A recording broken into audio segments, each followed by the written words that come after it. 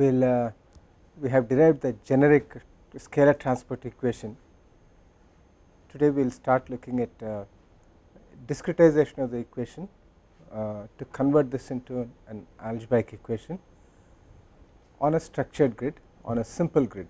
We are looking at the case of a flow domain which is described in terms of a Cartesian mesh, where the boundaries of the flow domain coincide with planes of constant x, constant y and constant z, and the same argument can be readily extended to cylindrical polar coordinates or spherical polar coordinates.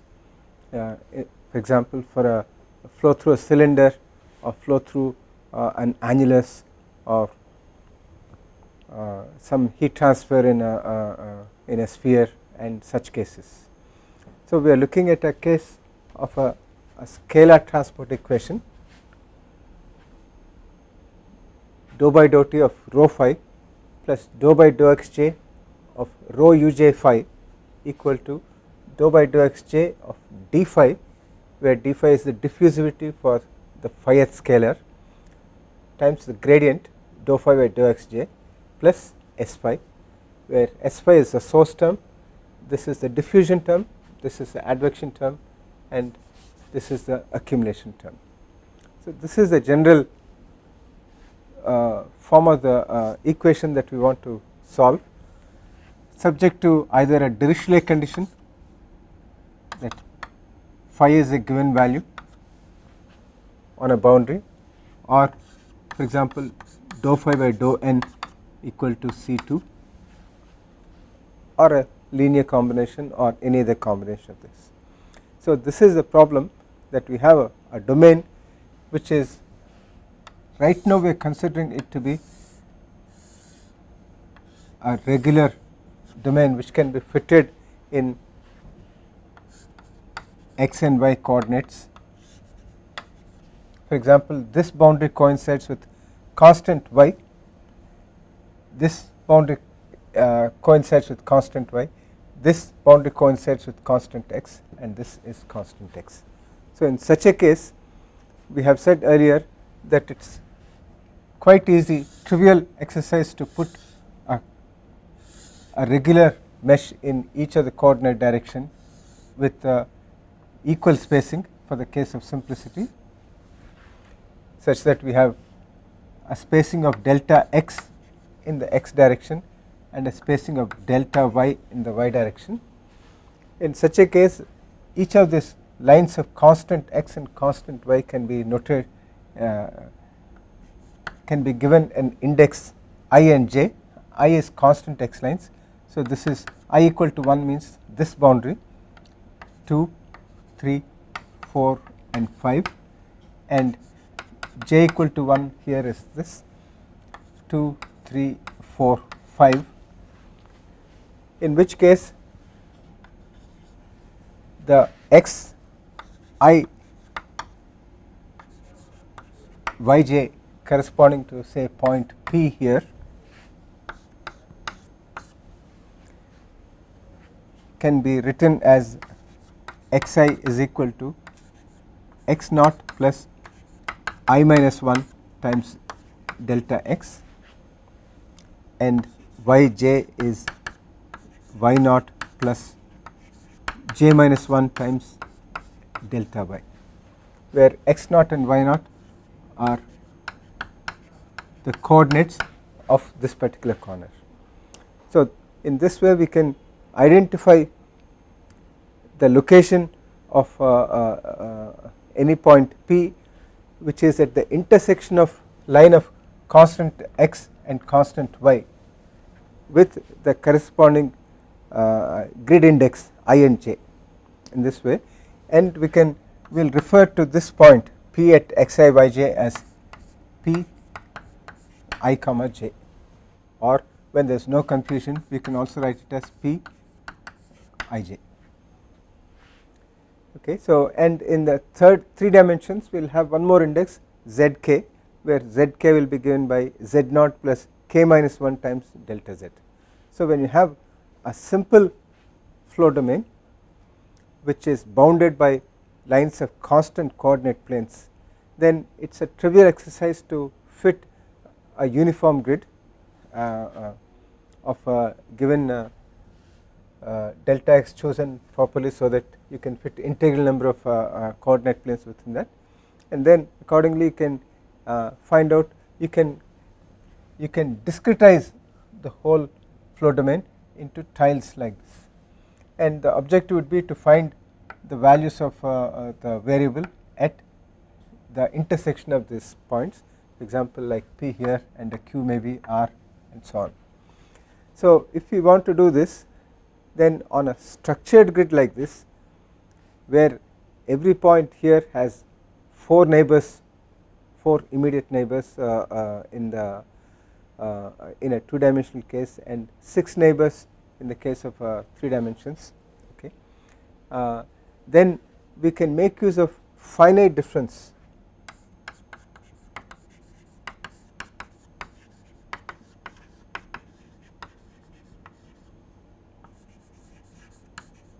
of the finite difference method to convert this partial differential equation into an algebraic equation which is valid at every grid point, and in so doing we will be expressing the value of phi at this point in terms of the value at this point and the neighboring points.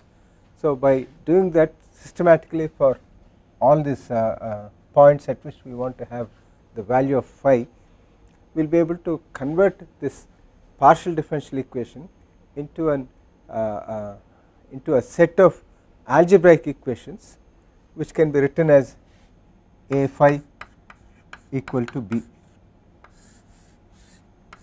Okay, so using finite difference method, we convert the PDE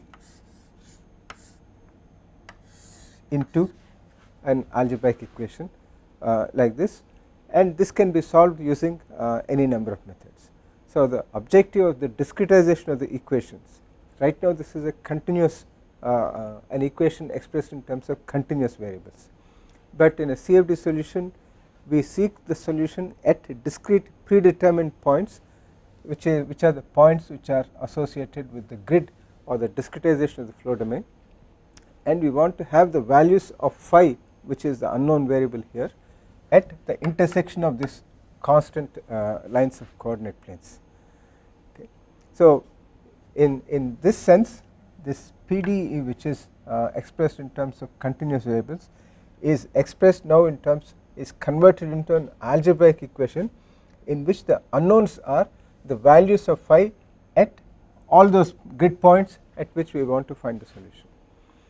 In a way, we have no choice but to find the value at all interior points. We cannot say that we want to have the value only at this particular point. We can get a value of this only at this point only when we find the value at all the other points also. Okay, so the objective is to go from phi xy to phi xi yj, so that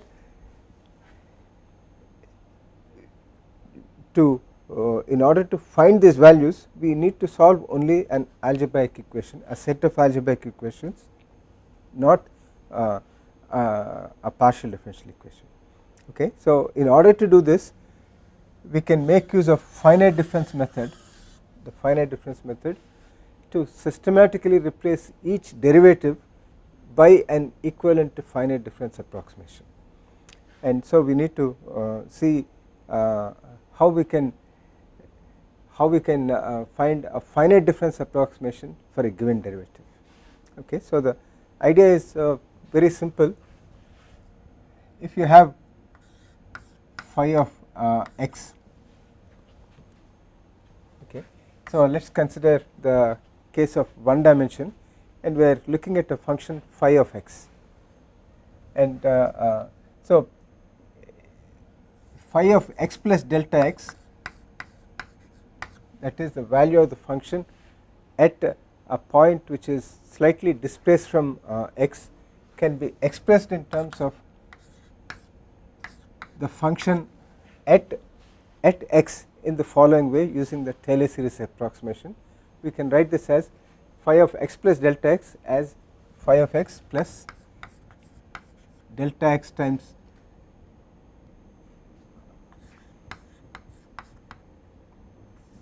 we are looking at let me just put it as d phi by dx at x plus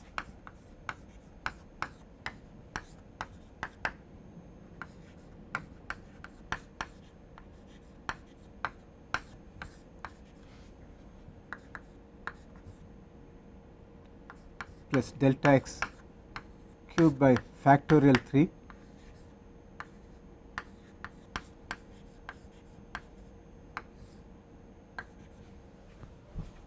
and so on plus delta x raised power n by factorial n dn phi by dxn plus so on. This is the Taylor series expansion of the function phi at x plus delta x in terms of the function phi of x and its derivatives all defined at the same point x around which we are expanding this. We note here that the first derivative is evaluated at x, second derivative is evaluated at x, third derivative and nth derivative, all the derivatives are defined at particular x. So, if we have an analytical expression for phi of x, then and if this function is continuously differentiable, okay, and all these derivatives are known, then we can find out the value of phi at a neighboring point only from the knowledge of the function at a particular point and its derivatives. And this series has infinite number of terms, and this would converge for small values of delta x. And we can put this in our notation where we say that xi is x naught plus I minus 1 delta x, like this. We can say that, so this is x plus delta x, so we can say that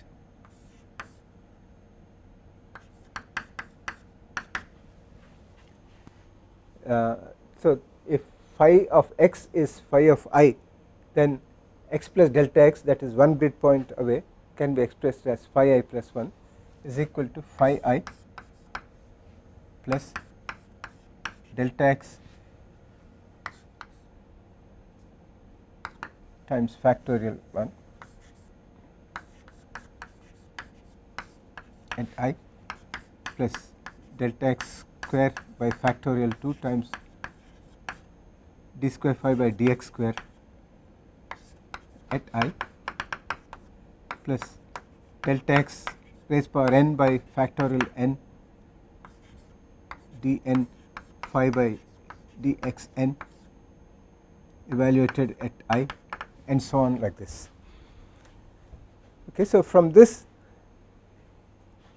we can write an approximate formula for this. We can write therefore from this d phi by dx at I is equal to phi I plus 1 minus phi I by delta x. I take all these things onto the left hand side and then I divide by delta x here, minus delta x by factorial 2. The square here will cancel with this, so I have d square phi by dx square at I minus blah blah blah minus delta x n minus 1 by factorial n dn phi by dx n, like this. So, if I neglect all these terms, then I can therefore write it as d phi by dx at I is roughly equal to phi I plus 1 minus phi I divided by delta x. So, in this approximation we are neglecting all these terms. We call these as higher order terms.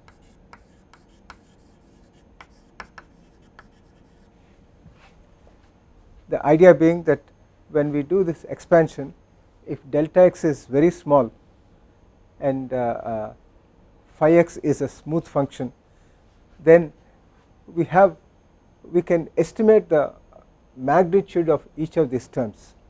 And typically when we have a continuous function, the magnitude of these terms will start decreasing maybe after a few terms successively, so that this term is smaller than the next term, which is smaller than the next term, and this is smaller, and all these things. So in that sense, so that eventually it will converge, the values will become so small that it will converge. So the idea is that higher order terms, the terms which are coming later in the series, are smaller and smaller, so that their contribution can be neglected. So in that sense, we can write this approximately like this. It is not necessary that for a given function this term is always less than this term, or the next term is less than this, but in general, for provided delta x is very small and phi x is a smooth function, we may expect that significantly higher order terms are successively smaller and smaller in magnitude. So there is some justification for writing it like this, and so we can say that this is equal to plus higher order terms HOT. And when we talk about the higher order terms, we characterize these higher order terms by putting the first term, the leading term, in the terms that are neglected. So we can say that this is minus delta x by factorial 2 times d square phi by dx square I plus higher order terms. So we can replace, for example, a derivative here, a first derivative here, with a corresponding expression like this, and truncating this series at this point itself. So all these terms are neglected, and these are all the neglected terms.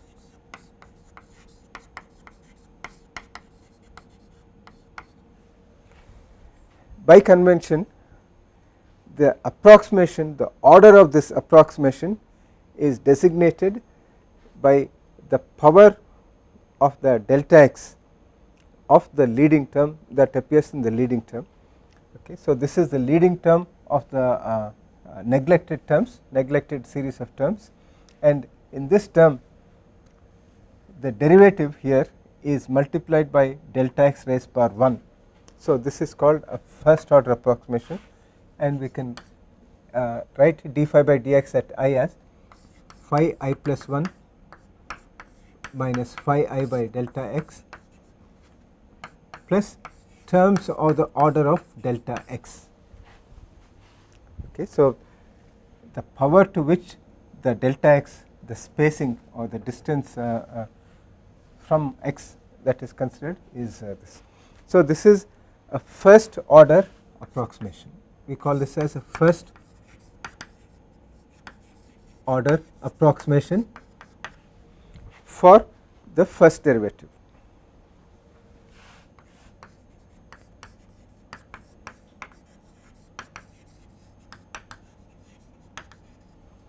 At I,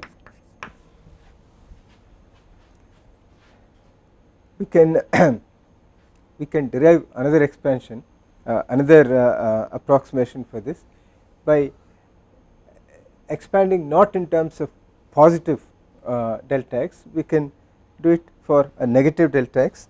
For example, we can write phi x minus delta x, that is to the left of point I. Okay, so we are going, plus delta x means that we are going to the right of the point I. We can go to the left of point I, and we can write phi of x minus delta x as a Taylor series expansion, phi of x minus delta x by d phi by times d phi by dx at I plus delta x square by factorial 2 d square phi by dx square minus delta x cube by factorial 3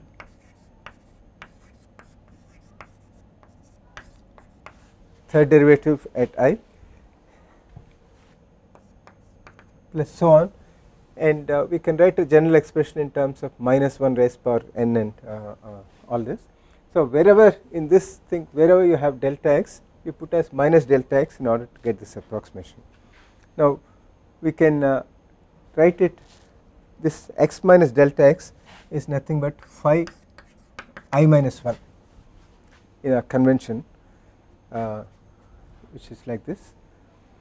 So that is equal to phi I minus delta x d phi by dx at I plus delta x square by factorial 2 d square phi by dx square at I plus higher order terms, and using this expression we can derive an approximate formula like this for the first derivative.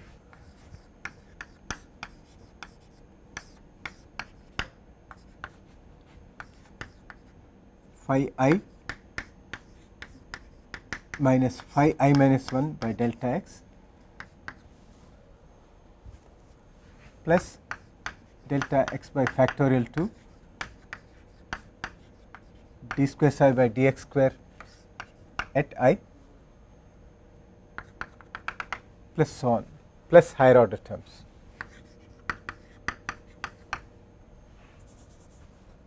Okay, so this is a rewriting of this, and therefore we can write this approximately as phi I minus phi I minus 1 by delta x plus terms of the order of delta x.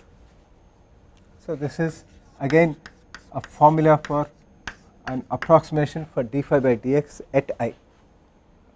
Now if you examine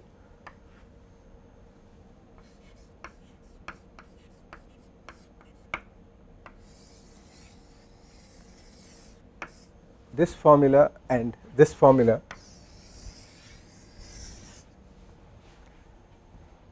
both of them are first order approximation because the leading term in the truncated series of terms is multiplied by delta x, okay, is delta x times d square phi by dx square at I. Okay, in one case it is plus and in the other case it is minus. It does not really matter whether it is plus or minus and what is the value of the coefficient here and so on. Okay, what matters is that what is the delta x multiplicative term which is there in the leading term, and that defines whether it is first order or second order.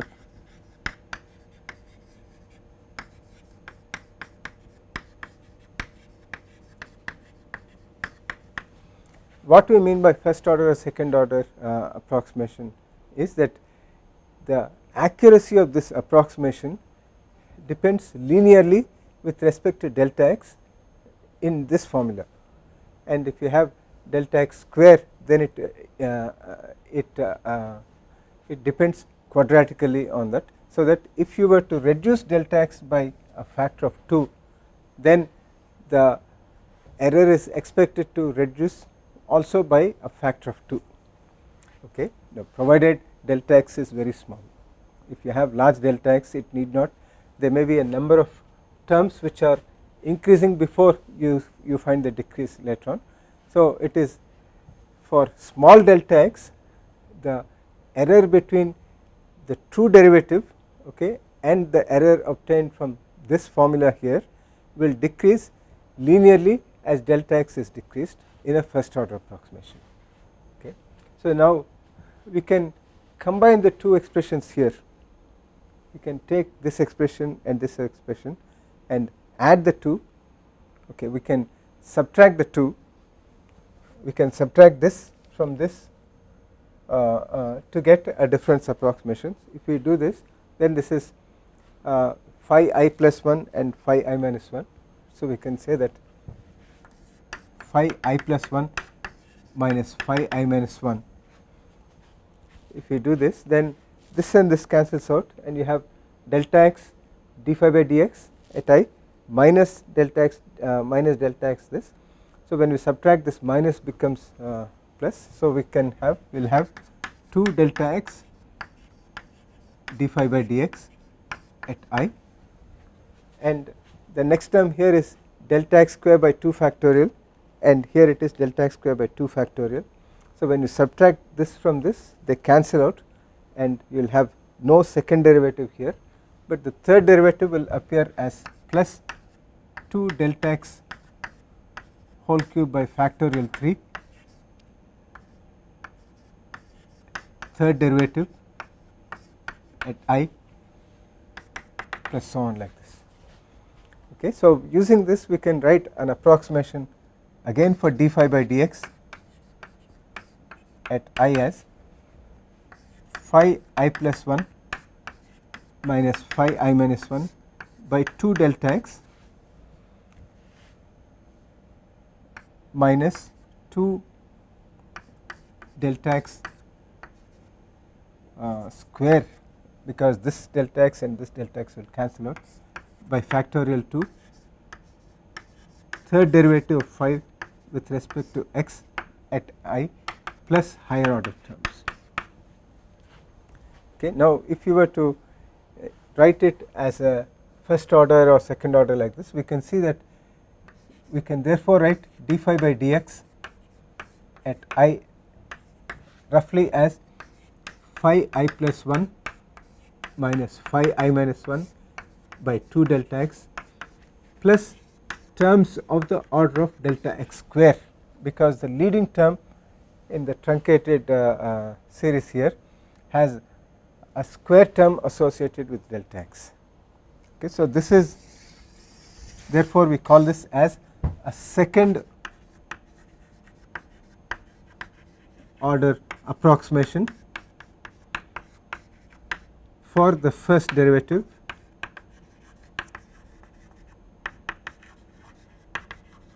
at I. Okay, so we have here 3 different formulas for the same function d phi by dx at the same location I. It is expressed here in terms of I plus 1 minus I, and it is expressed here in this formula as I minus 1, phi I minus phi I minus 1, and here it is expressed as phi I plus 1 minus phi I minus 1. If you look at the order of the leading term, in this case it is a first order, and here also it is first order, so whereas here it is a second order. In terms of accuracy, when delta x is small, the error will become smaller if the power of the leading term, if the order of the approximation is higher.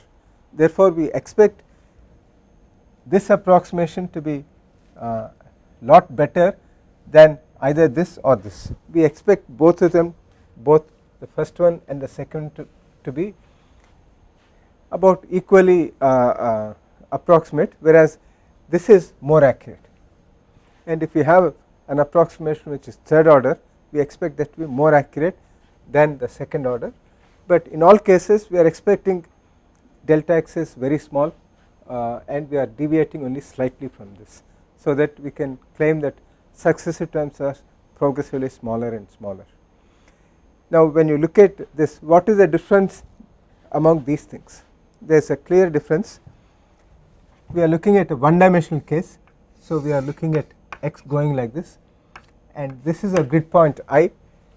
What we have on the right hand side is I plus 1, I minus 1, and I minus 2, and I plus 2, so on like this. We are looking at the first derivative approximation at this point here. In the case of, let us call this as formula A. In the case of formula A, it is given as I plus 1 phi, the value of phi at this point minus this divided by 2, whereas in this case it is defined in terms of the difference between these two, so we are taking a backward step, and in the case of this we are looking at the difference between this point and the other point. So, we are looking at the value of the function on both sides, whereas in the first case you are looking at forward point, in the other case you are looking at backward point. So, we call this as a forward differencing. So, A is forward differencing,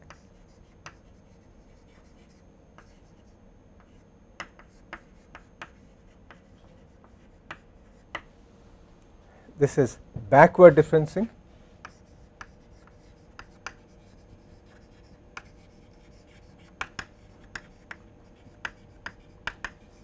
and this is central differencing.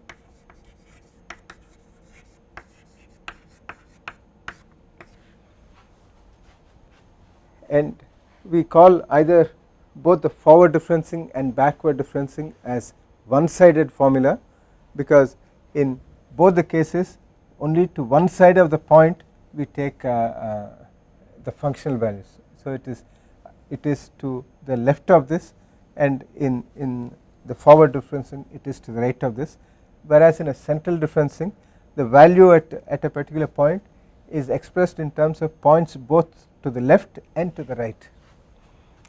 And we can also express this graphically by considering this is x and phi is like this. Let us say that this is the variation of phi with respect to x, and we are looking at discrete points like I here, I plus 1 and I minus 1. So, the value of phi, this is the value of phi I minus 1, and this is the value of phi I plus 1, and this is the value of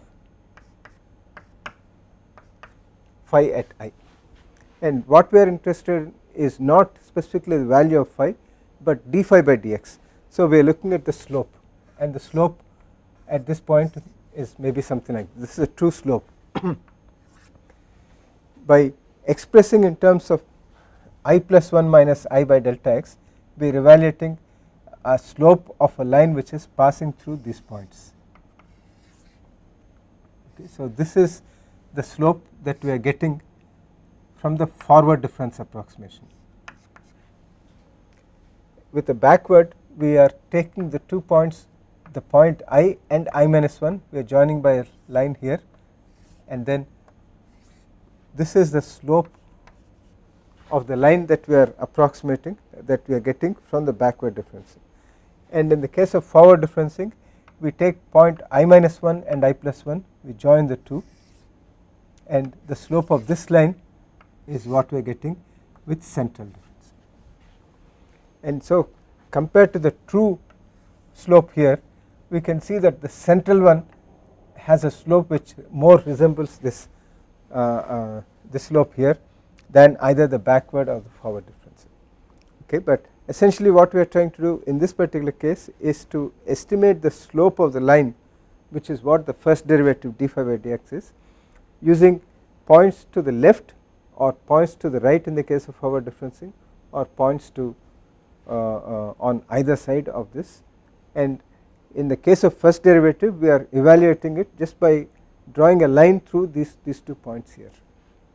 Okay, and one can see why a central differencing would give us a more accurate approximation, but when we go to higher order derivatives or higher order approximations, then this kind of simplistic explanation will not be applicable.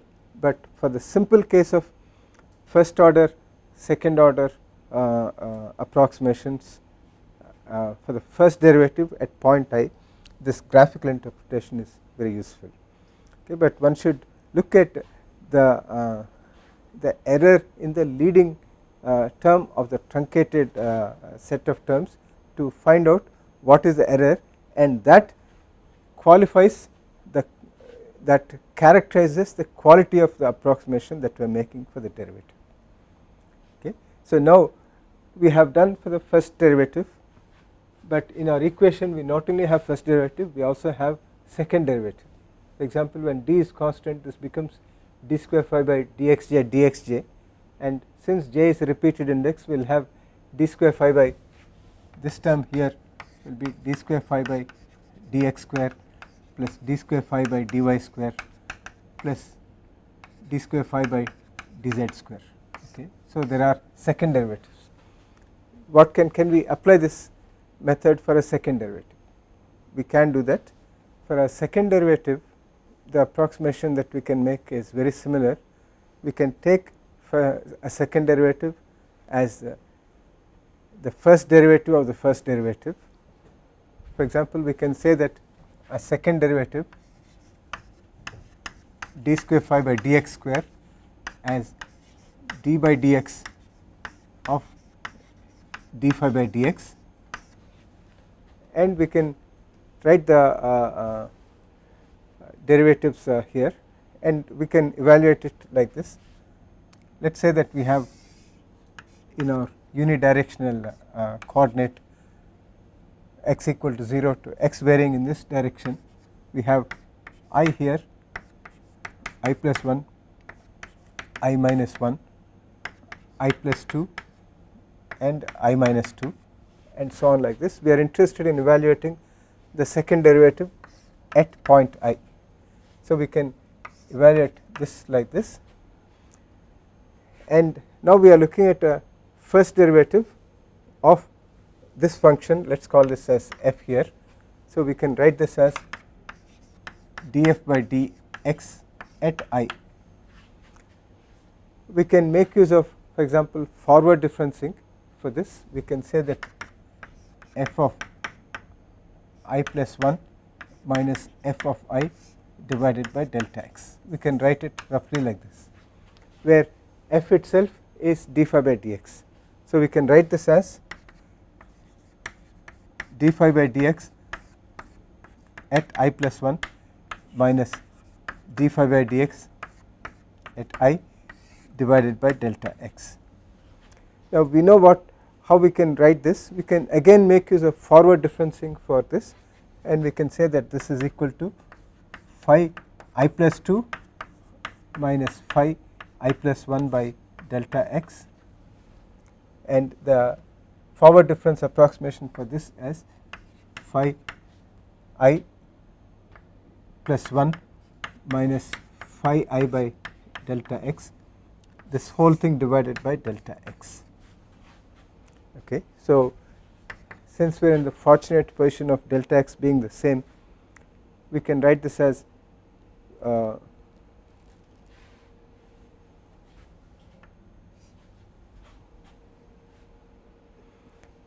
phi I plus 2 minus 2 phi I plus 1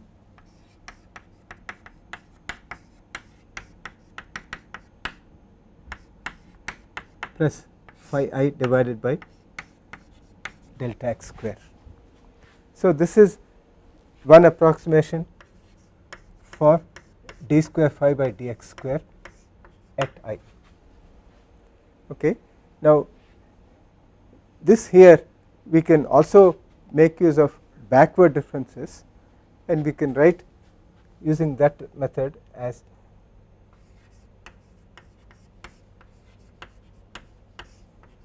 at I as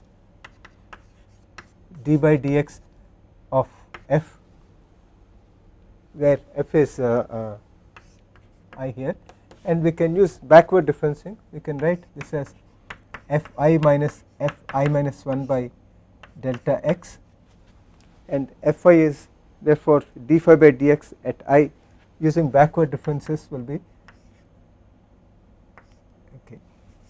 phi I minus phi I minus 1 by delta x minus the value of d phi by dx at I minus 1 using the backward differences is given by phi I minus 1 minus phi I minus 2 by delta x, this whole thing divided by delta x, that is this delta x, and this gives us a formula that this is equal to phi I minus 2 phi I minus 1 plus phi I minus 2 by delta x square. Okay. phi I minus 2 phi I minus 1 plus phi I minus 2 by delta x square. And we can use we can for example do it in a different way. D square phi by dx square at I is df by dx at I. For example, we can write this as f. We have made use of backward differences here. So this by definition, okay, this is approximate.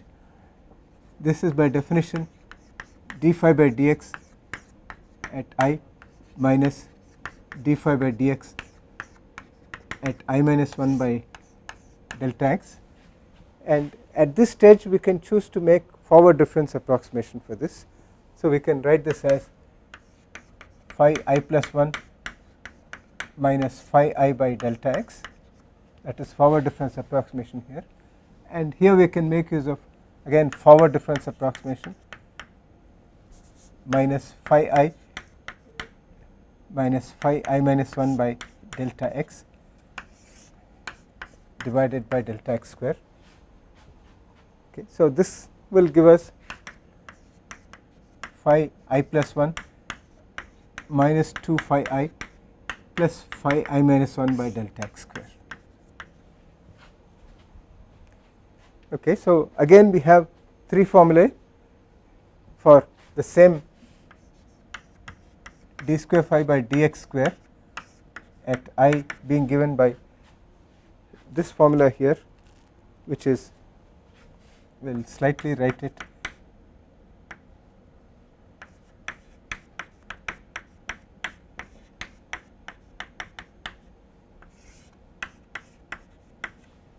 this is what we have from forward differences approximate, and this is also approximately equal to phi I minus 2 phi I minus 1 plus phi I minus 2 divided by delta x square,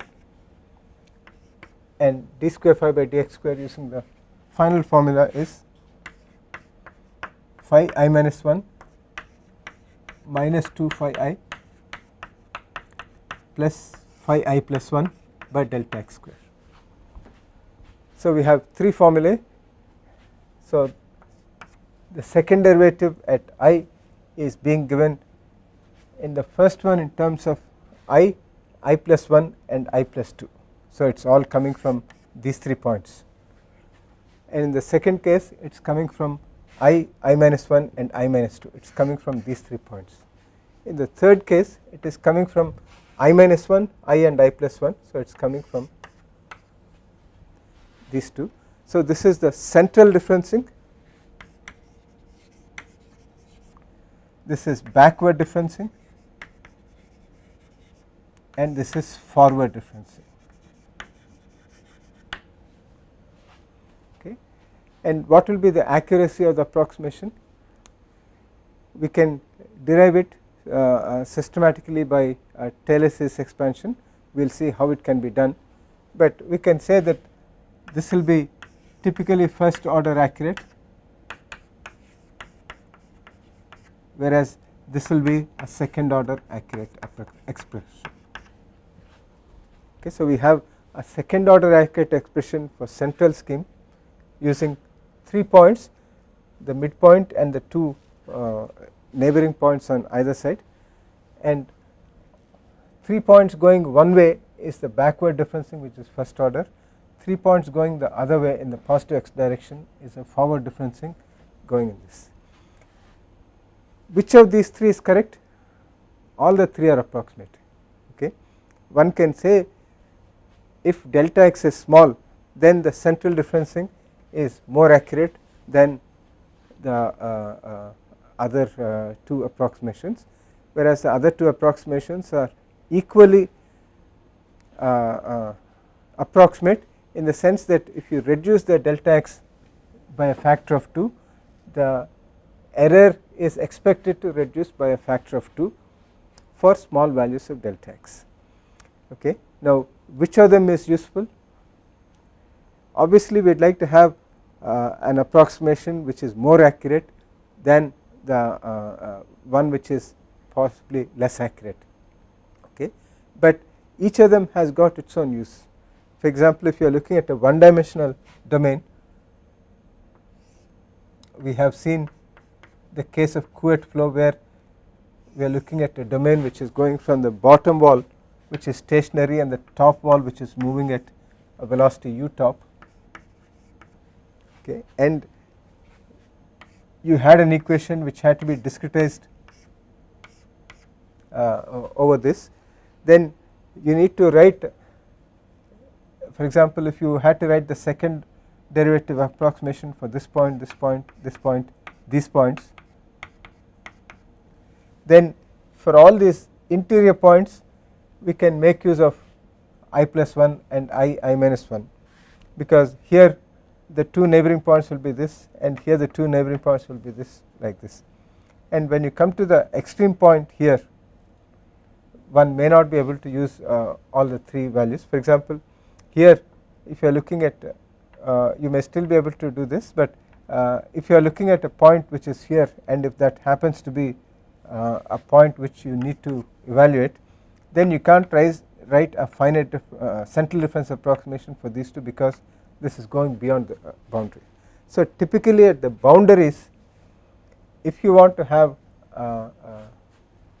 an approximation, if the boundary point is also one of the points that has to be determined, for example, if this is given with a Neumann boundary condition and not as a Dirichlet boundary condition, then in such a case we may need to evaluate the governing equation, even apply the governing equation here or the boundary condition at this point, which may require us to evaluate a derivative at this point.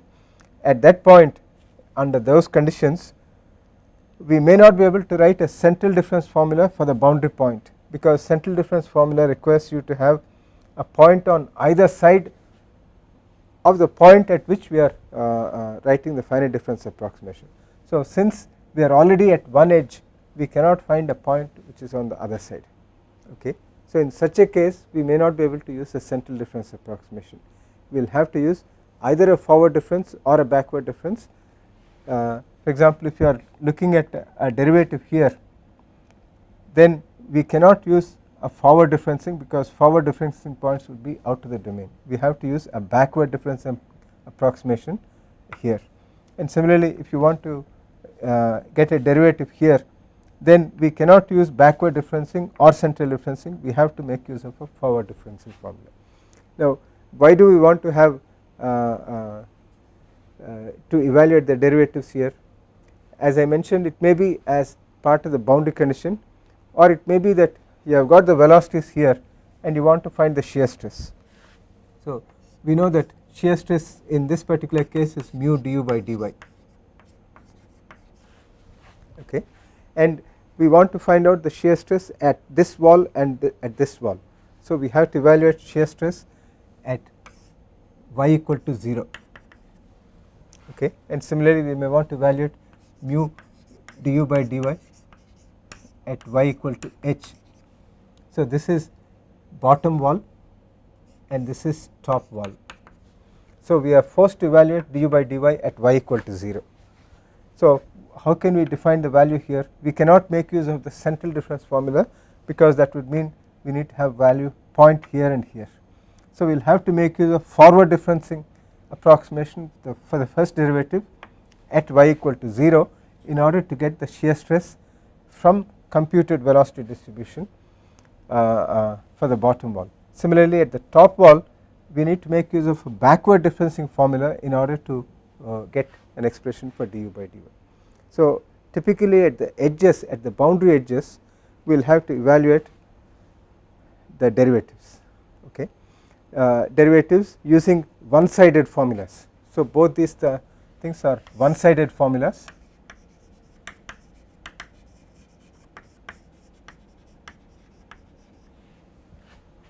For the first derivative or second derivative. So as required by the problem, at the boundaries we will have to employ the one-sided formulas for the derivatives, and in the interior we can make use of a central differencing formula to the extent that the points are available. Okay. Now, having established the need for both one sided formula and the central formula, and having established the need for having expressed a desire for a more accurate formula, then we see that if you have a domain like this, then for all the central differencing central points, the interior points which are not at the boundaries, we can make use of a second order accurate formula like the central differencing here. But what about at the edges? We are stuck with forward differencing formula which are only first order accurate. Can we increase the order of accuracy of approximation? Okay. So, can we get a higher order approximation?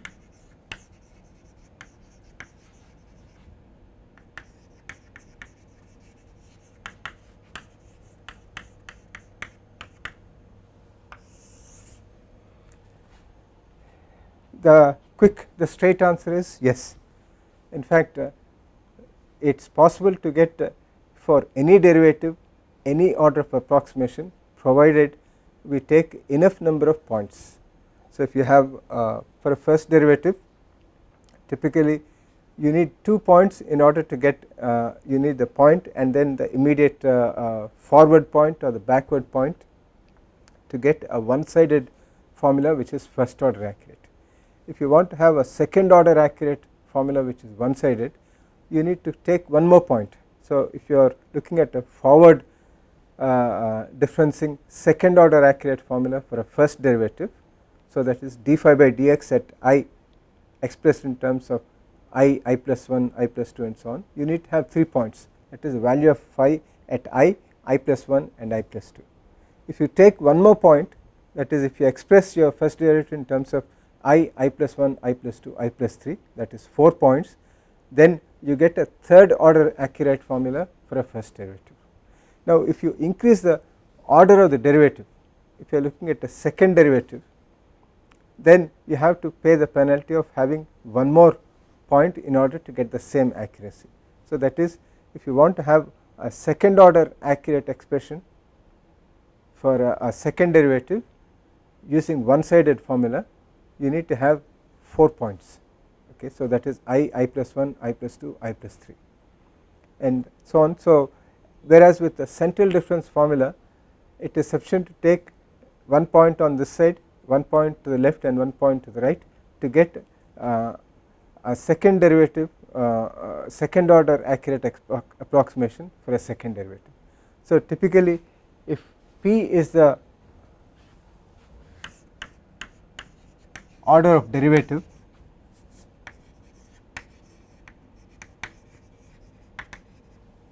and Q is the order of approximation, order of accuracy of approximation,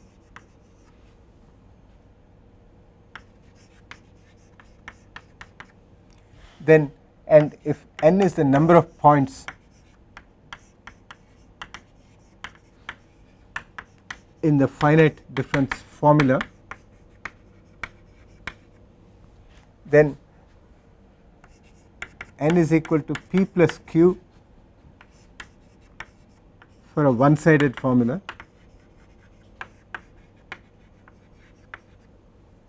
and is equal to p plus q minus 1 for a two sided formula.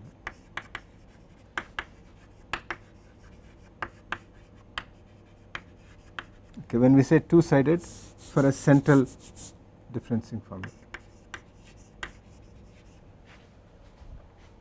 Okay, so let us just see whether this is valid. In the case of a second derivative, okay, we are saying that order of derivative p is equal to 2 and we are looking at a second order approximation. So, that is q is equal to 2. So, n is equal to p plus q minus 1, 2 plus 2 minus 1, that is 3 points, and we see here I minus 1, I and I plus 1.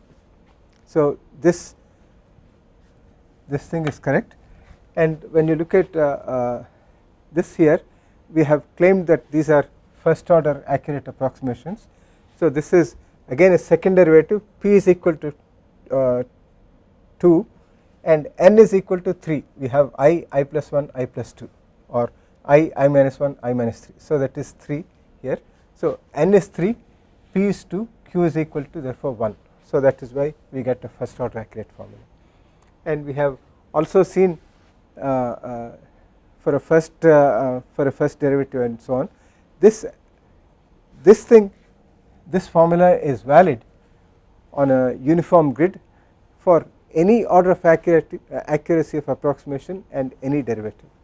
So if you are looking at, say, an expression for d cube by third derivative of phi at I here, and if you want to have an order of approximation of delta x square, then we need to express this in terms of phi I. We need to have how many points, and we say that this is forward differencing, so that is one sided formula. So p is equal to 3 and q is equal to 2, so we need to have 5 points. So we need to write this as a phi I plus b phi I plus 1 plus c phi I plus 2 plus d phi I plus 3 plus e phi I plus 4. So that is 5 points, 1, 2, 3, 4, 5. For dimensional consistency, this must be divided by delta x cubed, so that it is dimensionally consistent, and this is the formula that we can expect. Okay. So we need to find out there is means of finding out what these coefficients a, b, c, d, e are, such that we can get a second order accurate forward difference formula for a third derivative. Okay, we will try to develop this general method whereby we can get for any derivative any order of accuracy by choosing sufficient number of points either on forward or backward or central in such a way that we can find the values of this a, b, c, d and get a finite difference approximation. Okay, we will stop now.